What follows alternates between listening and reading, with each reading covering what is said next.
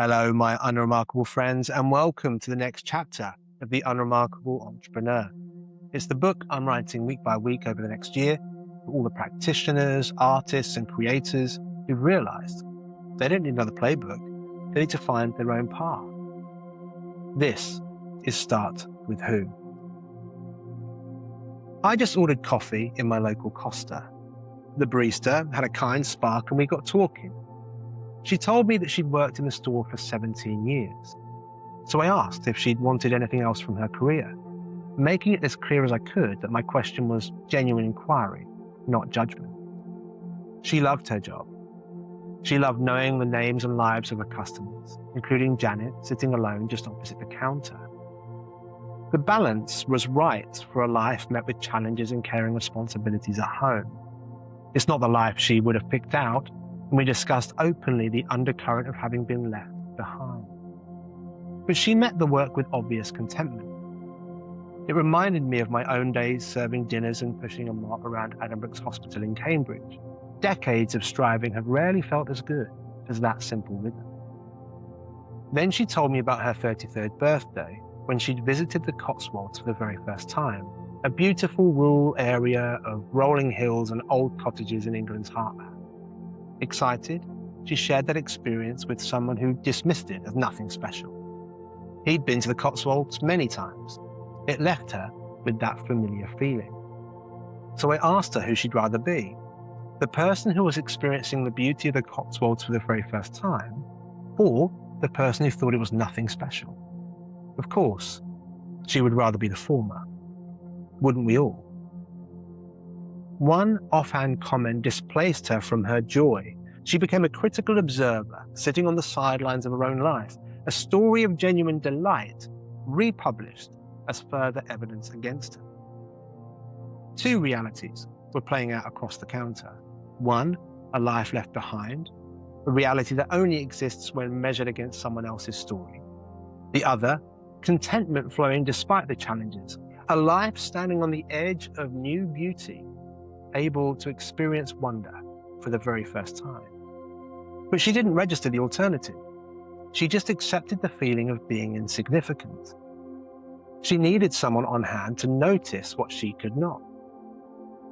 It's a displacement we all experience. It happens when we scroll, when we're jealous of a colleague's promotion, or when our neighbor pulls up in a new car, our worth recast by the shadow of someone else's success.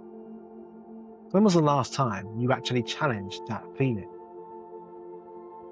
We accept it as a valid observation. We either swallow the judgment or we treat it as a problem to solve. We reach for knowledge when what we really need is a mirror, the wisdom of a friend who can help us notice what we can't. Start with why is a classic reach. It's a beautiful concept because it touches something we all feel, a universal need for meaning. Like a beautifully simple equation that explains the mysteries of the universe, it feels simple enough to be true. It's where many people start, and I completely get it. But I am not a reliable witness to my own story, neither are you. We're too wrapped up in our insecurities, our thirst for results, our desire to be seen, too wrapped up in our biases, labels, and baggage. I can't see the view because I'm in the view. The solution isn't more knowing. The world is overflowing with clever ideas, mental models, and frameworks for understanding, and still I feel incomplete. We need what the barista had, someone sitting across from us, someone to reveal the wonder at hand, help us make contact with our Majesty, expose the things we don't want to see, and help us notice where we need to grow.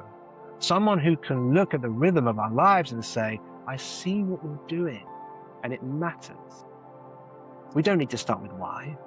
We need to start with who. Have you ever listened to a brilliant comedian and wondered how they come up with their material? We imagine a tortured artist sitting alone in the dark, frantically sketching out ideas, inventing funny out of thin air.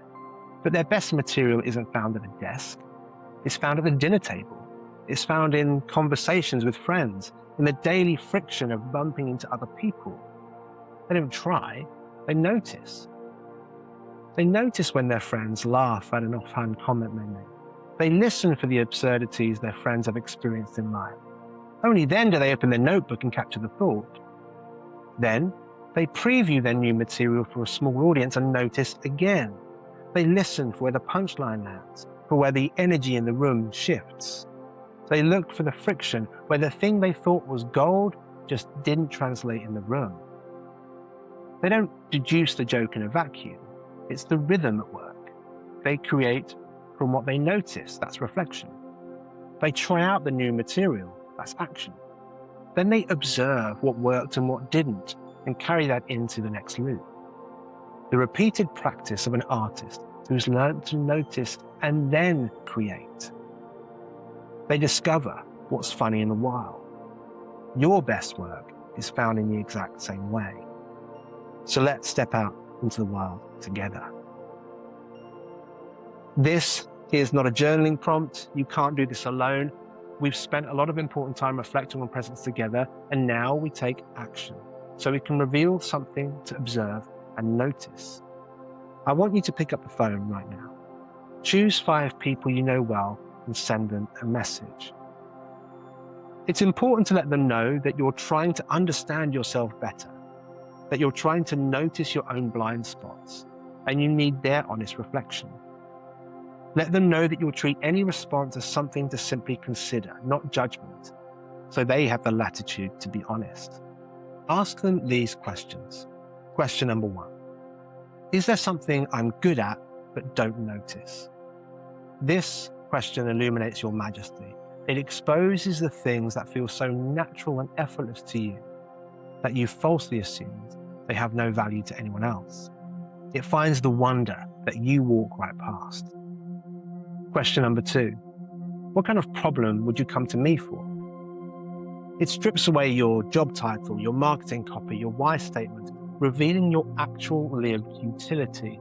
It points towards what kind of shelter you naturally provide for the people around you. Question number 3. What are we talking about when I come alive? This seeks the physical, undeniable evidence of your majesty and flow. This question bypasses what you think your purpose should be and highlights the frequency that actually brings you joy. Question number 4. Do I have any rough edges that I haven't noticed? It invites the kind of loving friction that keeps you grounded in reality.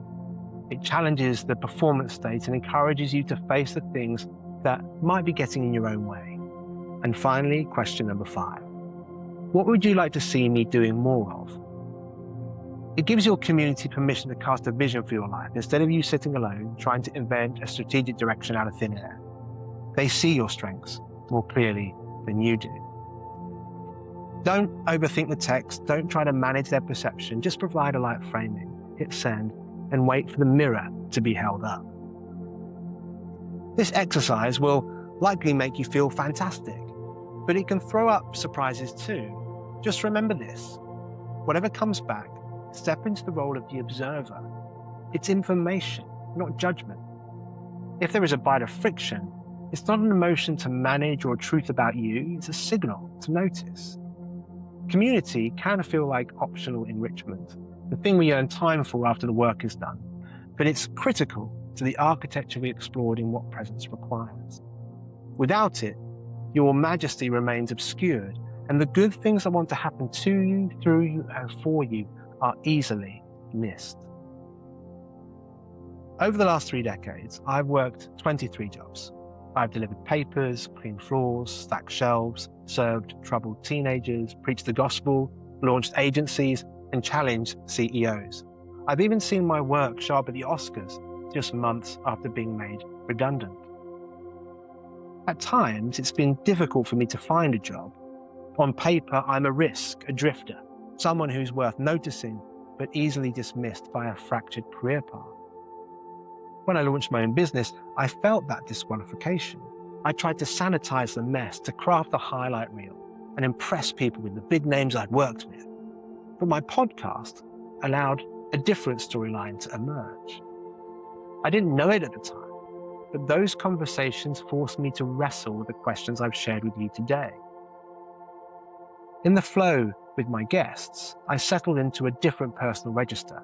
I was less conflicted. My scars weren't something to hide, they were evidence of relatability, points of shared interest. My fractured career, no longer a liability. Several of my guests helped me notice the shift and have gone on to become great friends. Others spotted it from the audience, friends who listened in, who'd stood beside me in the rough spots. Together, they pointed out the gifts I took for granted, and they challenged me to integrate the earlier chapters of my story. They were the mirror that changed everything. My career wasn't a path I could fail, it was a map, a landscape of trails, elevation, risk, and wonder to experience. When viewed as a rigid path, my story seemed full of uncertainty and turbulence. But when viewed as a map, I saw possibility, agency, and resilience. I was no longer a drifter, I was an explorer. My work found a new heartbeat, my shame a source of strength. The work began to feel more like a calling, something I'd grieved the loss of for many years. And slowly, I worked my way toward the unremarkable entrepreneur. And where the heart goes, the work flows. You've started some conversations today. And honestly, when the responses come back, some will feel uncomfortable, not the critical ones. Those are easier to process. The ones that will catch you are the compliments you want to dismiss. That's just what I do. Anyone could do that. That can't be worth anything. Notice that. Your artist is speaking. Don't shut them down. These are the good things that want to happen to you, through you, and for you. The things that feel so natural, you've never thought to count them. The impact you keep walking past, the majesty that only you can offer the world, the damage that makes you uniquely qualified to extend the grace. The good things that are revealed when you start with who, where every scrap of your story can find its place. Right now, there are two versions of the truth available to you. One is that you're broken, incomplete, too far behind to matter. The other is that you're standing on the edge of something beautiful, waiting to experience it for the very first time.